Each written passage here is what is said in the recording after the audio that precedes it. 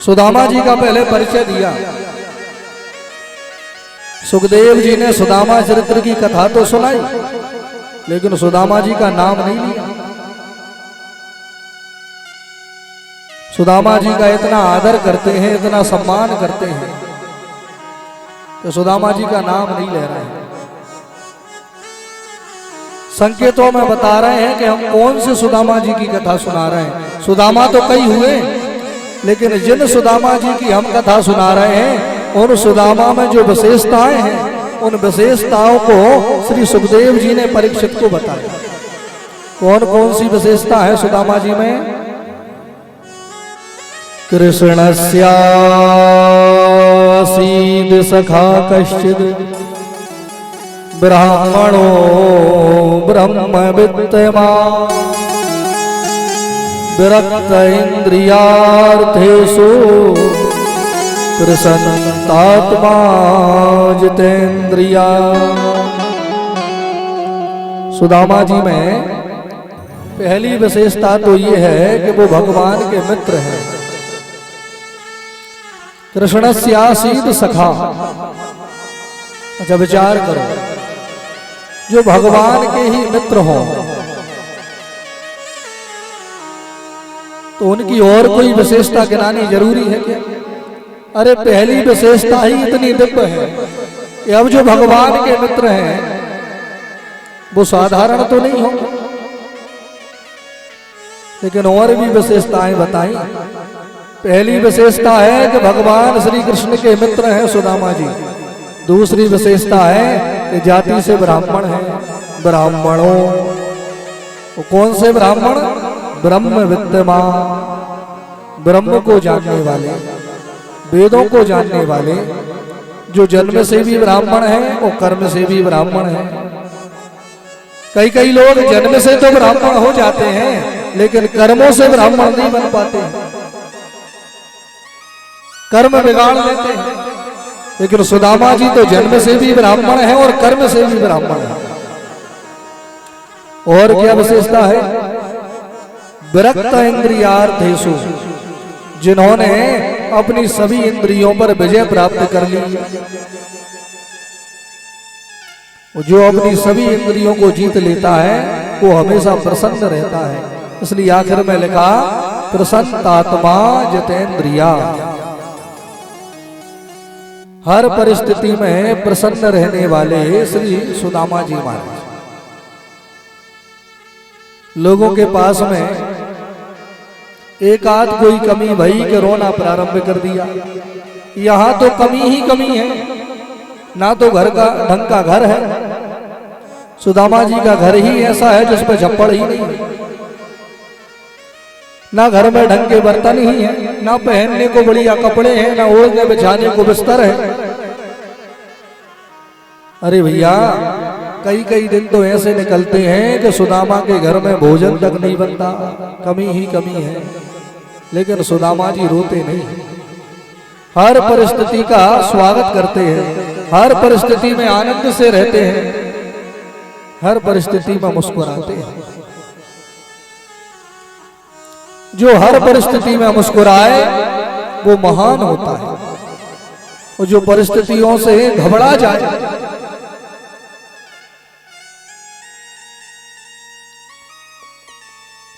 मेरे भाई बहन, कई कई लोग सुदामा को दरिद्री कहते हैं, कोई सुदामा को भिखारी कहता है, कोई सुदामा को भिखमंगा कहता है। ये बिल्कुल गलत बातें हैं। सुदामा ना तो दरिद्री है, ना भिखारी है, ना भिखमंगे है। सुदामा भगवान के परम लाडले भक्त हैं। जितनी कृपा सुदामा के ऊपर हुई, इतनी कृपा ठाकुर जी ने किसी के ऊपर नहीं की। और जितना सम्मान भागवत में सुदामा जी का हो रहा है, इतना सम्मान पहले किसी और का नहीं हुआ। सुदामा जी का नाम नहीं लिया, वो कितनी उपाधियां गिनाई। मेरे भाई जिसके पास में धन नहीं होता वो निर्धन होता है, गरीब होता है, लेकिन भिखारी नहीं होता, दरिद्री नहीं होता। दरिद्री कौन होता है? दरिद्री किसे कहा जाता है? दरिद्री वो है कि जिसके पास धन की तो कमी नहीं है, फिर भी मन का लोभ शांत नहीं हुआ, मन करता है जितना है उतना और मिल जाए, भले ही चोरी करनी पड़े, डाका डालना पड़े, किसी की हत्या करनी पड़े, भले ही किसी को ठगना पड़े।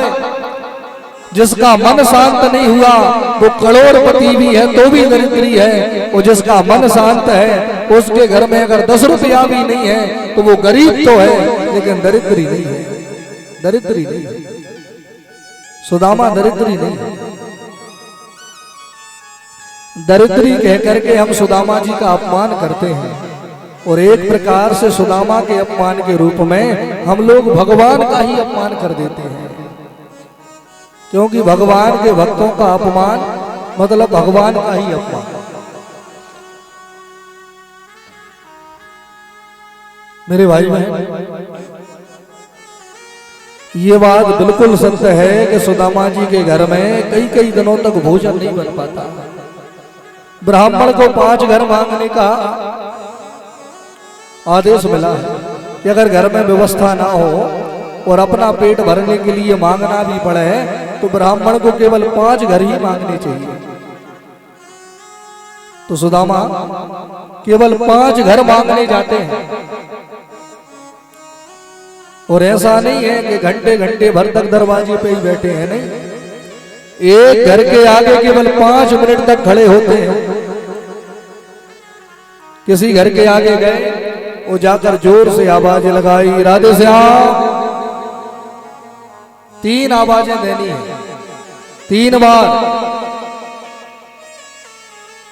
3 बार में अगर किसी ने सुन लिया और अपनी इच्छा से ही आकर के कुछ दे दिया तो जिस दरवाजे से मिल गया उसी दरवाजे से लौटेगा। अब ऐसा नहीं कि पहले दरवाजे पे मिला तो फिर भी 4 घर और मांगने जाओ, नहीं, अगर पहले ही दरवाजे पे मिल गया तो पहले ही दरवाजे से वापस हो जाओ। पहले दरवाजे से नहीं मिला तो दूसरे दरवाजे पर फिर 5 मिनट, और अगर 5 दरवाजों से भी नहीं मिला तो सुदामा जी खाली हाथ ही चले आते हैं, लेकिन 6वें घर मांगने नहीं जाते हैं। खाली हाथ आ जाएंगे लेकिन 6वें घर मांगने नहीं जाएंगे। सुदामा जी के बच्चे, इनके पुत्र एकदम बेचारे दुबले पतले से, एक हड्डी नजर आ रही है। क्यों? कई कई दिनों तक इन्हें भी भूखा रहना पड़ता है, भोजन ही नहीं बनता घरों में। एक दिन सुदामा जी दान मांगने के लिए गांव में गए थे। घर में इनके बेटा जोर जोर से रो रहे हैं, भैया इनकी जो पत्नी है सुशीला। बच्चे कह रहे हैं, भैया हमें भूख लगी है, हमें भोजन कराओ। सुशीला कह रही है, बेटा थोड़ी देर ठहर जाओ, तुम्हारे पिताजी आ रहे हैं, कुछ लेके आएंगे तो हमारे घर भी भोजन बनेगा, तुम्हें भी भोजन मिलेगा। पानी पिला पिला करके बच्चों को समझा रही है, भैया एक माँ अपने दुख से दुखी नहीं होती। जब किसी माँ का बेटा दुखी हो जाता है तो फिर माँ भी दुखी हो जाती है। और बच्चे भूखे प्यासे रोते हुए घूम रहे हैं तो विचार करो उस मैया के हृदय में कितनी पीड़ा हो रही होगी। छाती फटी जा रही है, धिक्कार है मेरे जीवन को जो मैं अपने बेटों का पेट तक नहीं भर पा रही हूं। रो रही है वो माँ, लोरियां गा गा करके समझा रही है, सुला रही है, इंतजार कर रही है कि पतिदेव आएंगे कुछ लाएंगे। लेकिन विधि का विधान, आज सुदामा जब पहले घर मांगने के लिए गए तो कुछ नहीं मिला, दूसरे घर मांगने के लिए गए तो वहां भी कुछ नहीं मिला, तीसरे घर से चौथे घर से भी कुछ नहीं मिला। लोग दरवाजा बंद कर लेते हैं, अरे इसका तो रोज का काम है, इसके लिए कमा रहे हैं क्या? बताओ, अगर 2 मुट्ठी चावल दे दोगे तो क्या तुम गरीब हो जाओगे? अरे देने वाला वो परमात्मा है। अगर तुमने किसी का पेट भरा है, तुमने किसी को भोजन कराया है तो वह प्रभु जीवन में कभी तुम्हें भूखा नहीं रहने देगा। ये बिल्कुल पक्की बात है।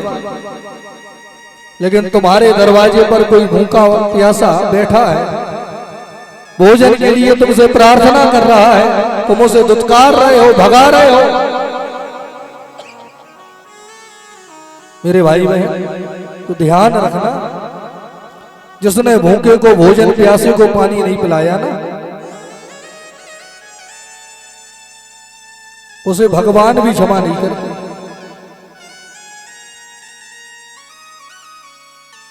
दरिद्र नारायण की सेवा, सेवा ही सबसे बड़ा धर्म है।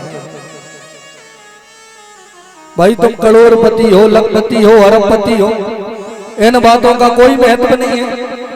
जब यहां से मर के चले जाओगे ना, तो लोग तुम्हारे धन का ध्यान नहीं करेंगे, लोग तुम्हारे कर्मों की ही बात करेंगे। अगर तुम्हारे कर्म बढ़िया हैं तो 10 लोग प्रसन्न होकर के तुम्हारी प्रशंसा करेंगे। अगर तुम्हारे कर्म बिगड़े हैं ना, तो तुम्हारे मरने के बाद तुम्हारे बच्चे ही तुम्हें गालियां बकेंगे। तो तुम धनवान हो कि पदवान हो, इनका कोई मतलब नहीं है, तुम्हारे कर्म कैसे हैं इसका ही ध्यान रखा जाता है। तुमसे बड़े बड़े सेठ साहूकार मर मर करके चले गए, आज किसी की चर्चा नहीं होती, कोई किसी को याद नहीं करता। लोगों के पास इतना समय ही नहीं है कि वो तुम्हें याद करें। अरे जो लोग जिंदा रहते हमें याद नहीं करते, क्या वो मरने के बाद हमें याद करेंगे? इसलिए मेरे भाई बहन, कर्म बढ़िया करो। 5 दरवाजों से आज सुदामा को अन्न का एक दाना भी प्राप्त नहीं हुआ। सुदामा बेचारे घर को जा रहे हैं, मन में विचार कर रहे हैं कि मेरे भूखे प्यासे बच्चे जब मुझे देखेंगे और पूछेंगे पिताजी क्या लाए, क्या दूंगा। धीरे धीरे कदम बढ़ाते हुए जैसे घर पहुंचे, बच्चे टकटकी लगा करके दरवाजे को ही देख रहे थे कि पिताजी आ रहे होंगे।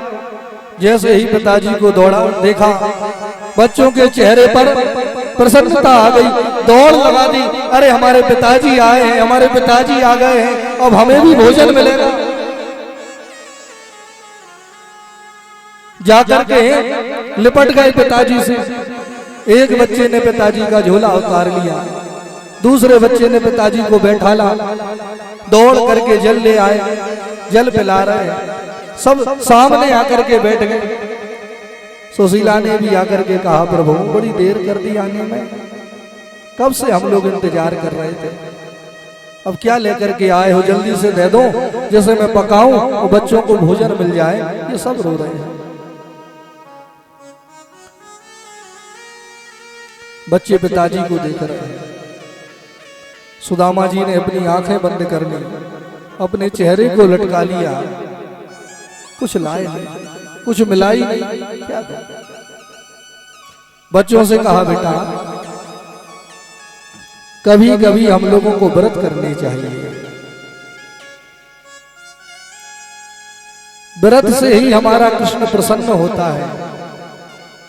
आज हमारे व्रत का ही दिन है बेटा, आज हम सब लोग भोजन नहीं करेंगे, आज हम सब लोग केवल जल पी करके रहेंगे, केवल जल पी करके रहेंगे। सुशीला ने कहा, ये छोटे छोटे बच्चे क्या ये भूखे रह जाएंगे? सुदामा ने कुछ नहीं बोला, मुख से केवल एक ही आवाज निकलती है, जय श्री कृष्ण, जय श्री कृष्ण, जय श्री कृष्ण। कृष्ण जो भी करता है हमारे भले के लिए करता है।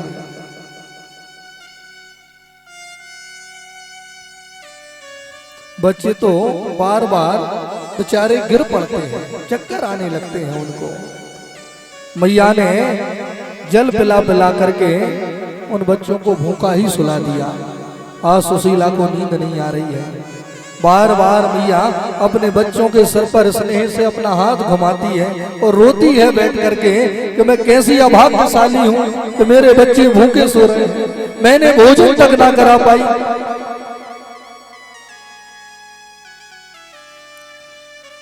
जब परीक्षा होती है ना तो साधारण नहीं होती, बहुत कठिन परीक्षा देनी पड़ती है, बहुत कठिन।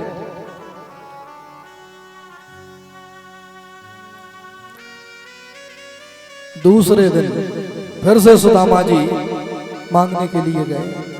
दूसरे दिन मेरे भाई बहन, दूसरे दिन भी उन्हें अनाज का एक दाना प्राप्त नहीं हुआ, कुछ नहीं मिला।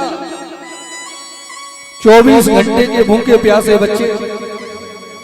दूसरे दिन जब सुदामा जी खाली हाथ लौटे, अब तो सुशीला के सब्र का बांध टूट गया। जोर जोर से रोने लगी। पति से तो कुछ कह नहीं सकती है, बच्चों को भूखा देख नहीं सकती है, बच्चे भी रो रहे हैं, घर के सब लोग रो रहे हैं जोर जोर से।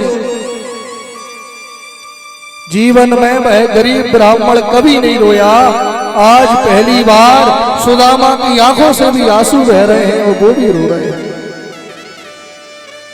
सुशीला तो इसलिए रो रही है कि मेरे बच्चे भूखे हैं, लेकिन सुदामा इसलिए रो रहे हैं कि आज तो मेरे घर में मेरा भगवान भूखा बैठा है, आज तो मेरे घर में मेरे कन्हैया को तक भूख नहीं लगा। अरे हम लोगों को तो आदत है भूखे रहने की, लेकिन हमारे कन्हैया को आदत नहीं है। अरे वो तो माखन मिश्री खाता है, सुंदर सुंदर भोग पाता है, वो कैसे भूखा रहेगा। पूरे घर में यहाँ वहां ढूंढते हुए घूम रहे हैं कि कुछ मिल जाए जिसका भोग मैं भगवान को लगा सकूं। मेरे भाई बहन, एक चावल का दाना फूटी हुई मटकी में गोबर में चिपका हुआ एक चावल का दाना सुदामा जी को दिखाई पड़ा। उसी चावल के दाने को निकाला, उसे गंगा जल से धुला, तुलसी पत्र के ऊपर वह चावल का दाना रखा और उस चावल के दाने का भोग सुदामा जी भगवान को लगा रहे हैं। द्वारका में भगवान भोजन करने बैठे थे, प्रभु ने अपनी थाली को सरका दिया। रुक्मणी ने कहा, प्रभु आज आप भोजन नहीं किए, लगता है आज आपका कोई भक्त भूखा रह गया होगा, इसलिए आज आप भी भोजन नहीं कर रहे हो। कन्हैया ने कहा, देवी मेरा परम लाडला भक्त सुदामा, उसका पूरा परिवार भूखा बैठा है, लेकिन उसे परिवार की चिंता नहीं हो रही है। आज पहली बार उसके घर में मुझे भूख नहीं लगा तो बैठा बैठा रो रहा था। देवी उसके घर में संपत्ति के नाम पर केवल एक चावल का दाना बचा था, केवल एक चावल का दाना। इस चावल के दाने के सिवा सुदामा जी के घर में कोई दूसरा धन नहीं है।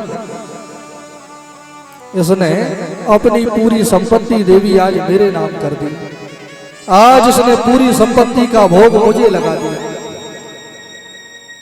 इसके पास जो था इसने मुझे दिया। अब जब ये मेरे पास आएगा ना, तो मेरे पास जो भी है मैं सब इसे दे दूंगा।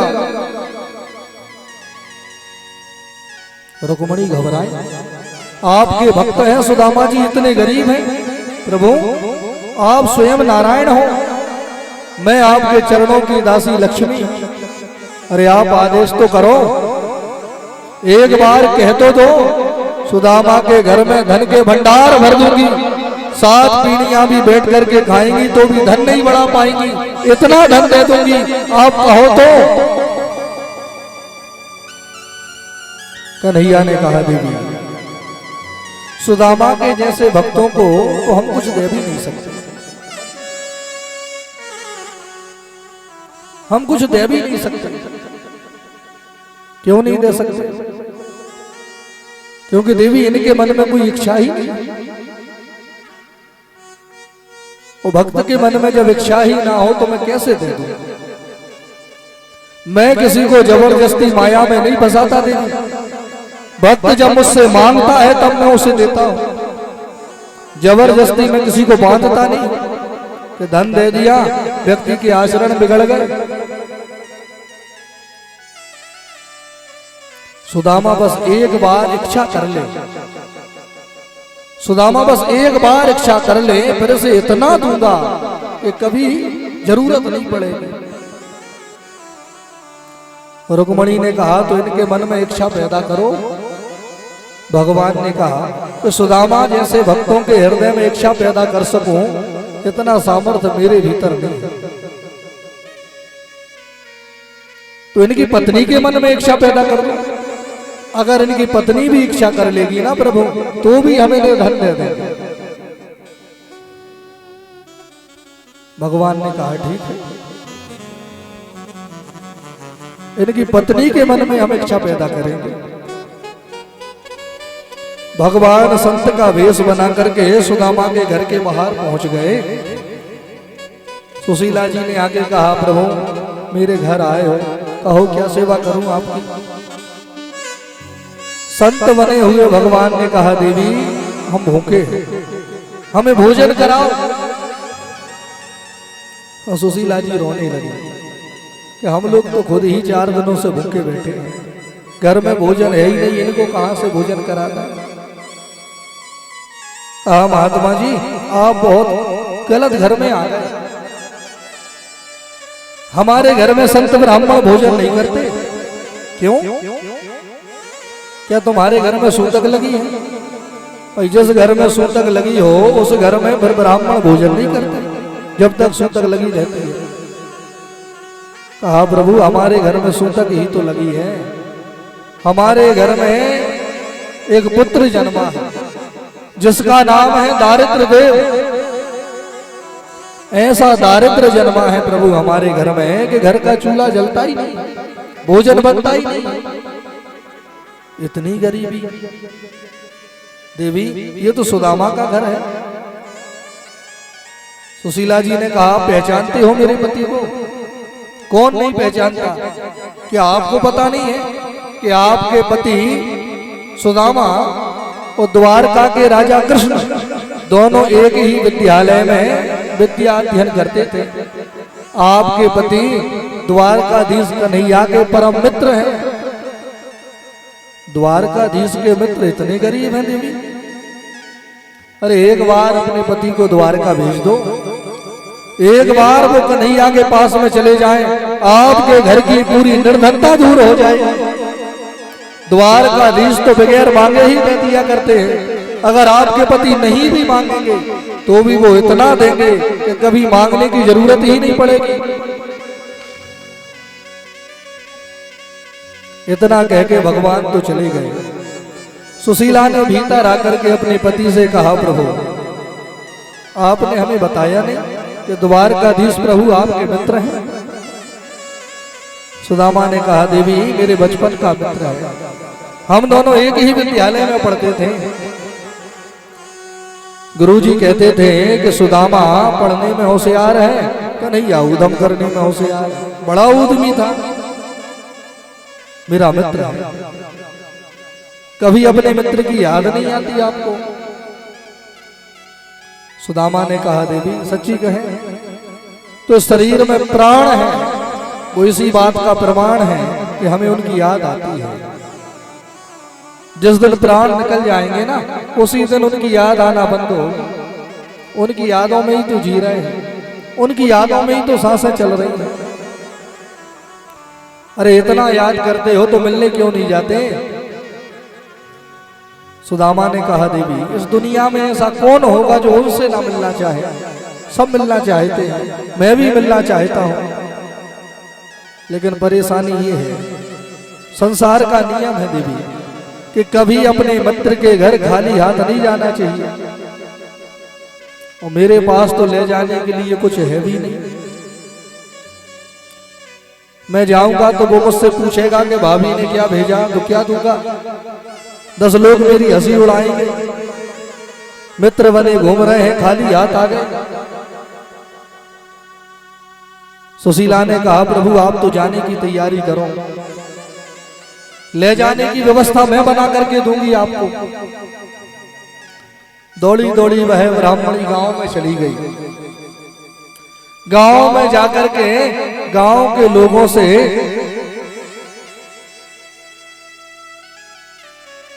भिक्षा मांग रही है कि हमारे पति द्वारका जा रहे हैं, द्वारकाधीश के भेंट के लिए हमें कुछ चावल की आवश्यकता है, आप थोड़े से चावल हमें दे दो। मेरे भाई बहन जब समय विपरीत होता है ना कोई संग नहीं देता। माताएं सब जानती हैं कि जब हम लोग अनाज साफ करते हैं सूप में तो जो बढ़िया वाला अनाज होता है वो पीछे आ जाता है, तो जो बेकार सा होता है वो आगे रह जाता है। तो जो आगे रह गए थे चावल, उनमें से ही मुट्ठी भर करके सुशीला जी की झोली में डाल दिए, बेकार से चावल। कई घरों से थोड़े से चावल उनको प्राप्त भय, उनको ही प्रसन्न होकर के ले आए, घर में ला करके कूट करके साफ करके उन चावलों को सुशीला भाभी ने साफ सुथरा बनाया। फटे पुराने वस्त्र में दोहरा तहरा वस्त्र करके पोटली बना करके चावल की सुदामा जी को दे दी। कहा जब वो कहे ना कि भाभी ने क्या भेजा, तो मेरी तरफ से यह चावल की भेंट उन्हें दे देना। मैं जानती हूं मेरे कन्हैया इन चावलों को जरूर स्वीकार करें।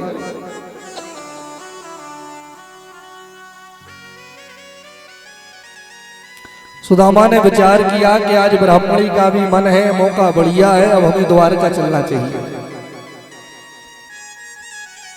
निकल गए, अपने कुल के देवी देवताओं को प्रणाम किया। सुदामा जी महाराज ने द्वारका जाने के लिए अपनी यात्रा प्रारंभ कर दी, लेकिन द्वारका किस दिशा में है इनको तो ये तक पता नहीं।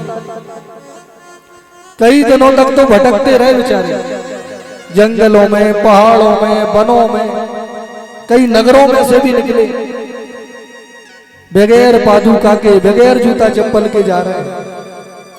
पैरों में ना जाने कितने कांटे लग गए, मोटी मोटी बीमारियां जिनमें से खून ही खून निकल रहा है। जर्जर सा सुदामा का शरीर, कई दिनों के भूखे हैं, शरीर में अब इतना सामर्थ्य नहीं बचा कि पैर को उठाकर आगे रख सकें। पैरों को सरका सरका करके सुदामा जी महाराज अपनी यात्रा को जारी रखे हुए हैं।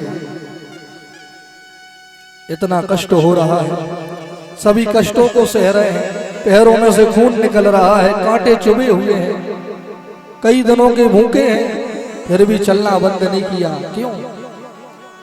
क्योंकि ये जानते हैं कि शरीर का कोई ठिकाना नहीं। इस शरीर को तुम महलों में रखोगे तो भी एक दिन ये शरीर तुम्हें छोड़ देगा।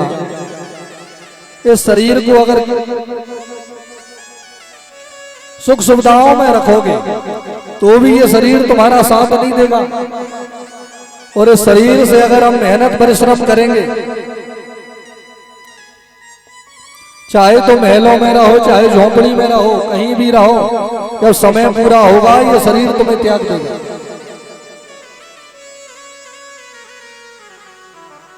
और एक बात आपसे कहें, जितनी सुविधाएं हम इस शरीर को दे रहे हैं ना, यह शरीर उतना ही कमजोर हो रहा है। पुराने समय में लोग खूब मेहनत किया करते थे तो बड़े से बड़े रोगों को सह जाते थे, और आजकल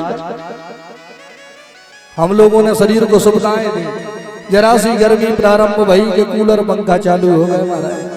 पहले ये कूलर पंखा कहाँ होते थे? जो बड़े बुजुर्ग बैठे हैं, पहले ये होते थे क्या? अब तो एसी चल रही है। सर्दियों से बचने के लिए ना कई कई प्रकार के यंत्र तैयार हो गए, कोई हीटर चला रहा है, गर्म पानी की व्यवस्था, रूम को गर्म करने वाली एसी भी। तो शरीर को हमने सुख दिया, उसी का परिणाम ये हुआ कि शरीर में रोगों को सहन करने की जो क्षमता है वो कम हो गई। जरा सा मौसम बदला तो शरीर बीमार पड़ गए, ना गर्मी सह पा रहे हैं, ना सर्दी सह पा रहे हैं, जरा जरा में बीमार हो रहे हैं। पुराने लोग तपती हुई दोपहरी में मेहनत किया करते थे, फिर भी स्वस्थ रहते थे, उन्हें कुछ नहीं होता था। क्यों? उन्होंने शरीर को तपाया, उनका शरीर हष्ट पुष्ट बलवान होता था। अब आजकल हम लोगों ने शरीर को सुविधाएं देनी प्रारंभ की, जरा जरा में बीमार हो जाते हैं। सुदामा जी कह रहे हैं शरीर का कोई भरोसा नहीं है, ये कभी भी छोड़ सकता है, इसलिए जब तक शरीर में सामर्थ्य है हम यात्रा जारी रखेंगे। अगर उनसे मिलने की यात्रा करते करते मर भी गए ना, तो मरने के बाद वही प्रभु कृपा करके हमें अपने पास बुलाएंगे।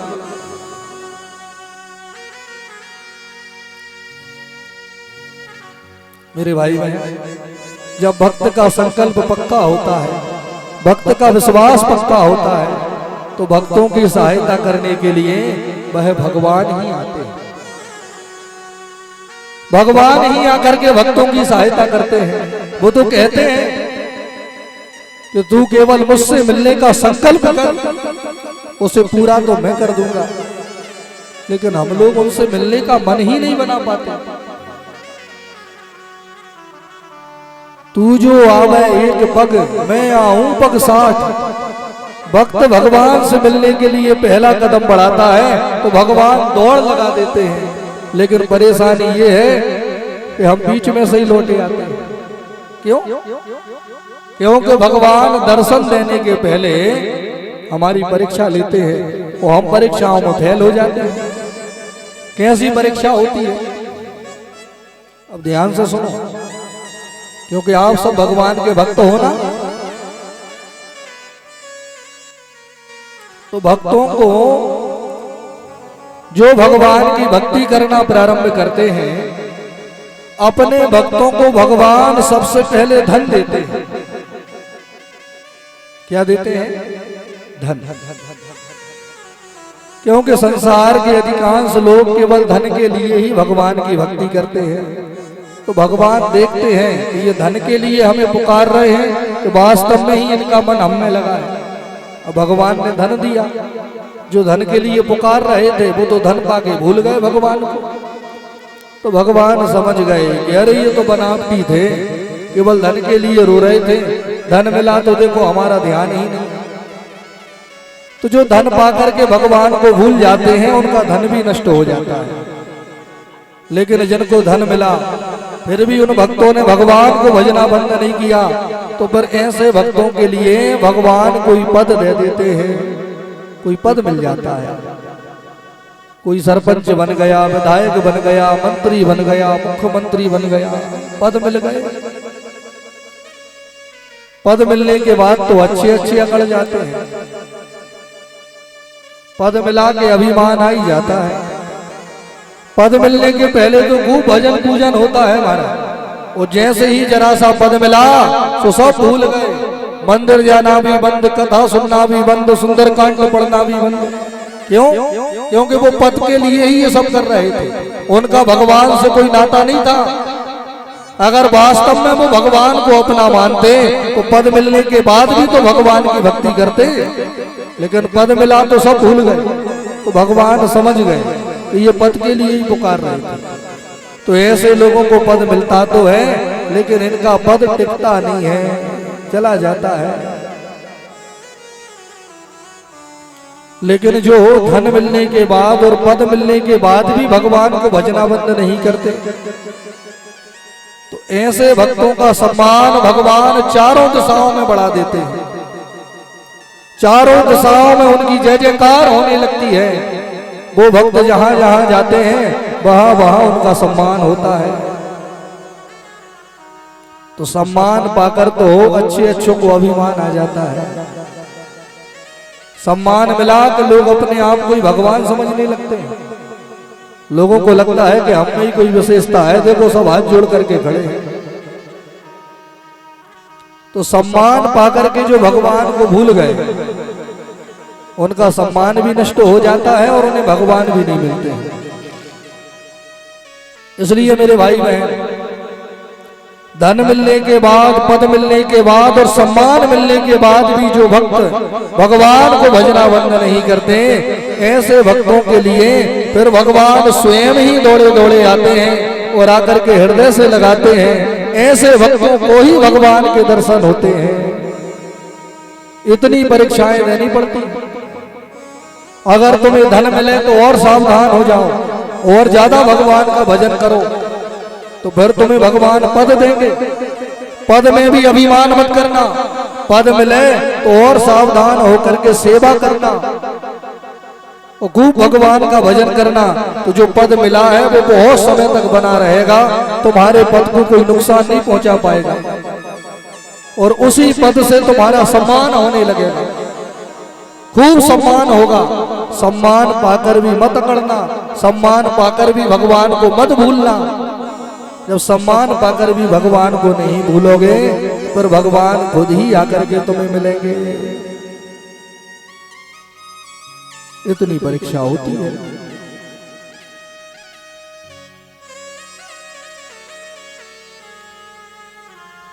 श्री सुदामा जी महाराज, भगवान समझ गए कि अब सुदामा और नहीं चल पाएगा, इसका शरीर जर्जर हो गया, पैर ही नहीं उठ रहे हैं, कांटे लगे हैं, खून निकल रहा है, भूखा प्यासा है और नहीं चल पाएगा।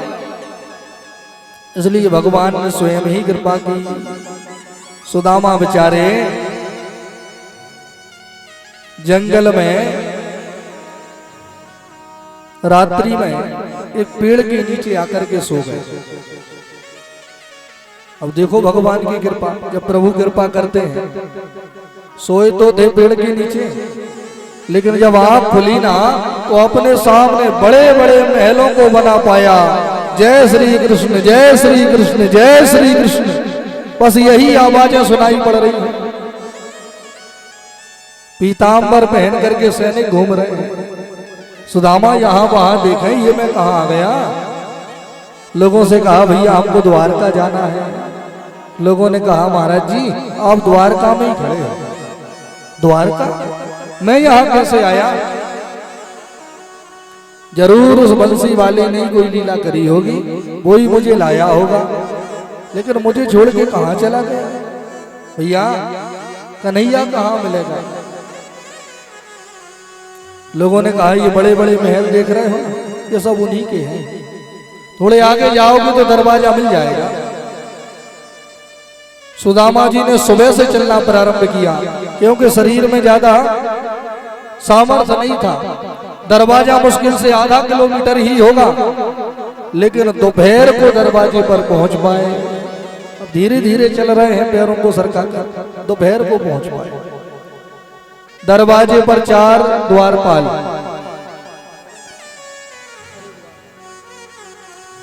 दरवाजे पर 4 द्वारपाल खड़े हैं। उन द्वारपालों ने जब सुदामा जी को देखा, सुदामा जी से कहा कहिए महाराज क्या सेवा करें? सुदामा ने कहा भैया हमें